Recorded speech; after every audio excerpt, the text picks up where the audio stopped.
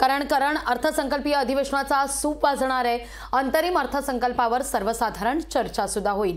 विशेष म्हणजे विरोधकांचा अंतिम आठवडा प्रस्ताव सुद्धा आजच सादर केला जाणार आहे। तर विधान परिषदेतील मे आणि जून या महिन्यात कार्यकाळ संपत असलेल्या 10 विधान परिषदेतील आमदारांचा संध्याकाळी 5 वाजता निरोप समारंभ सुद्धा होणार आहे।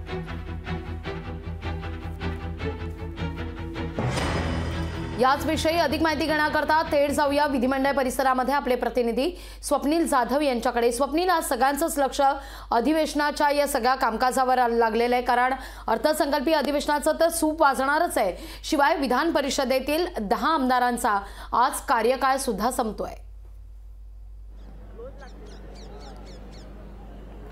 लागवी निश्चित अंतरिम अर्थसंकल्पाचा आज शेवटचा दिवस आहे। जे गेल्या 4 दिवसांपासून अधिवेशन सुरू आहे, यामध्ये विरोधकांनी अनेक प्रश्न मांडलेले आहेत। शेतकरी असतील, रोजगार असेल, या संदर्भात तरुणांसाठी असेल, अनेक प्रश्न असतील, कायदा सुव्यवस्था सुद्धा प्रश्न असेल, अनेक प्रश्न सरकारचं लक्ष वेधण्याचा प्रयत्न केलेला आहे। आज अंतरिम आठवडा आहे आणि शेवटच्या आठवड्यामध्ये मंत्र्यांकडून उत्तर देण्यात येईल। आज सुद्धा अंतरिम अर्थसंकल्पावरती चर्चा आणि यानंतर उत्तर असेल। मात्र या सर्व प्रश्नांवरती सरकार कशाप्रमाणे उत्तर देत आहे, मंत्री कशाप्रमाणे उत्तर देतात आणि या उत्तरातून महाराष्ट्रातील विरोधकांचं असेल किंवा महाराष्ट्र जनतेचं समाधान होतंय का, हे पाहणं महत्त्वाचं आहे। कारण आज सुद्धा राज्यातील कायदा सुव्यवस्थेवरती चर्चा होईल। परत मुंबईमधील जे काही प्रश्न आहेत त्यावरती चर्चा होईल। अवकाळी पाऊस सुद्धा पडलेला आहे, काल आणि आज सुद्धा अवकाळी पाऊस पडला, त्यामुळे कोकण असेल, पश्चिम महाराष्ट्र, विदर्भ, मराठवाडा या सर्वांमध्ये बागायतदार शेतकऱ्यांचं फार मोठ्या प्रमाणात नुकसान झालेलं आहे आणि या शेतकऱ्यांचा पुन्हा एकदा या ठिकाणी आक्रोश पाहायला मिळतोय। आणि त्याच पार्श्वभूमीवरती विरोधकांकडून आज पुन्हा विधान भवनाच्या या पायरीवरती आंदोलन होईल। शेतकऱ्यांचे प्रश्न सुद्धा मांडले जाईल। काल सुद्धा आपण बघितलं तर बंदूक घेऊन शेतकरी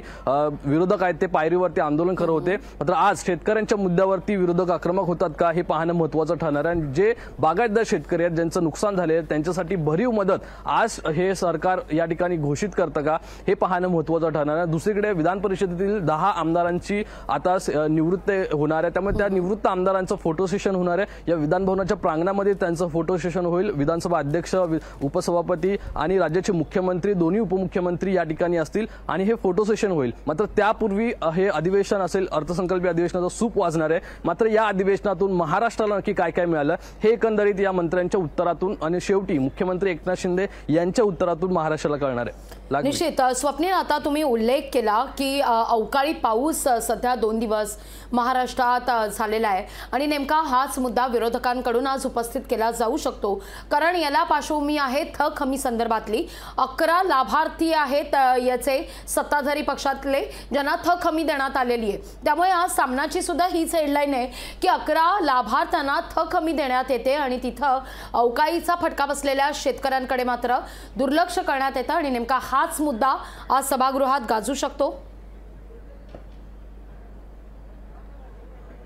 नक्कीच लगवी हा मुद्दा सभागृहात गाजण्याची शक्यता आहे, कारण काल सुद्धा हाच मुद्दा गाजला होता। थकामीवरून सुद्धा सभागृहामध्ये आणि विधान भवनाच्या परिसरामध्ये विरोधकांनी एकूणच सत्ताधाऱ्यांवरती हल्लाबोल केला होता। अनेक प्रतिक्रिया जर पाहिल्या असतील आपण, नाना पटोले यांची असेल, जयंत पाटील यांची प्रतिक्रिया असेल, ही सुद्धा सरकारवरती या थकामीवरूनच प्रतिक्रिया आहे। अशा प्रकारे आधी थकवलं जातं आणि त्याच्यावरती हमी हे सरकार देतं, त्यामुळे ही कुठेतरी या कारखानदारांसाठी सरकार काम करतंय, अशा प्रकारची प्रतिक्रिया एकूण विरोधकांकडनं या ठिकाणी काढण्यात येते। कारण महाविकास आघाडी सरकारमध्ये याच्या विरोधामध्ये खरं तर अनेक निर्णय घेण्यात आले होते, मात्र या महायुतीच्या सरकारमध्ये पुन्हा एकदा थक हमी देण्यात आलेली आहे। मात्र शेतकऱ्यांकडे कुठेतरी दुर्लक्ष झालेलं आहे। मग ते मराठवाड्याचे असतील किंवा पश्चिम महाराष्ट्राचे असतील, अनेक शेतकरी आहेत ज्यांना अद्यापही मदत मिळाली नाही, अशा प्रकारचे आरोप हे सत्ताधाऱ्यांनी केलेले आहेत। आणि ज्या सभा झाल्यात या सभा दरम्यान सुद्धा एकूणच विरोधकांनी सुद्धा अनेक वेळा आरोप केलेले आहेत। मात्र या सर्व शेतकऱ्यांना आता तरी नुकसान भरपाई मिळणार का, जर थकामी सरकारमधील काही